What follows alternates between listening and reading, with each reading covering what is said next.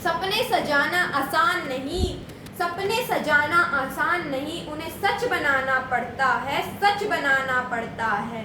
हर मंजिल तक पहुंचने के लिए दिन रात मेहनत करनी पड़ती है, लेकिन जब ईमानदारी से पहले बेईमानी जीतने लगे तो केवल एक छात्र नहीं बल्कि एक पूरा समाज, एक देश का भविष्य रोने लगता है, भविष्य रोने लगता है।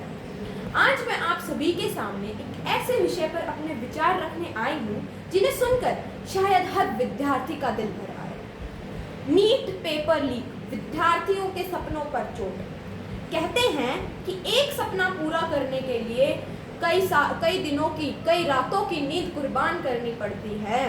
कोई विद्यार्थी जब डॉक्टर बनने का सपना देखता है वह सुबह जल्दी उठता है, देर रात तक पढ़ता है, त्योहार छोड़ देता है, दोस्तों से मिलना कम कर देता है। उसके माता पिता भी अपनी इच्छाओं को पीछे रखकर उसकी पढ़ाई में हर संभव साथ देते हैं।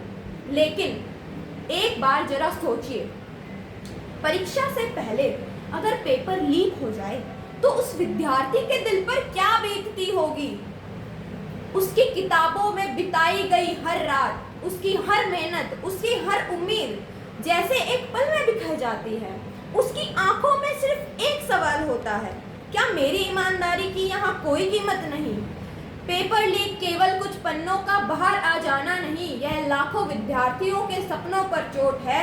यह उन माता पिता के सपनों पर चोट है जिन्होंने अपने बच्चे के लिए हर मुसीबत, हर परेशानी का सामना किया। हमें यह याद रखना चाहिए कि देश का भविष्य केवल इमारतों से नहीं, ईमानदार विद्यार्थियों से बनता है, ईमानदार विद्यार्थियों से बनता है। यदि देश के मेहनत करने वालों का ही भरोसा टूट जाएगा तो इस समाज का विश्वास भी कमजोर पड़ जाएगा, इस देश का विश्वास भी कमजोर पड़ जाएगा। इसलिए हमें ऐसी शिक्षा व्यवस्था का समर्थन करना चाहिए जहां हर मेहनत की जीत हो, बेईमानी की नहीं, जहां हर विद्यार्थी को यह भरोसा हो कि उसकी सफलता उसके परिश्रम से तय होगी, किसी गलत तरीके से नहीं। अंत में मैं अपनी वाणी को इन पंक्तियों के साथ विराम देना चाहूंगी। किसी विद्यार्थी से उसकी किताबें छीन लेना शायद आसान हो, किसी विद्यार्थी से उसकी किताबें छीन लेना शायद आसान हो, लेकिन उसके सपने मत छीनना, क्योंकि सपने टूटते हैं तो केवल एक विद्यार्थी नहीं बल्कि एक पूरा समाज, एक परिवार टूट जाता है, समाज और एक परिवार टूट जाता है। आप सभी का बहुत बहुत धन्यवाद।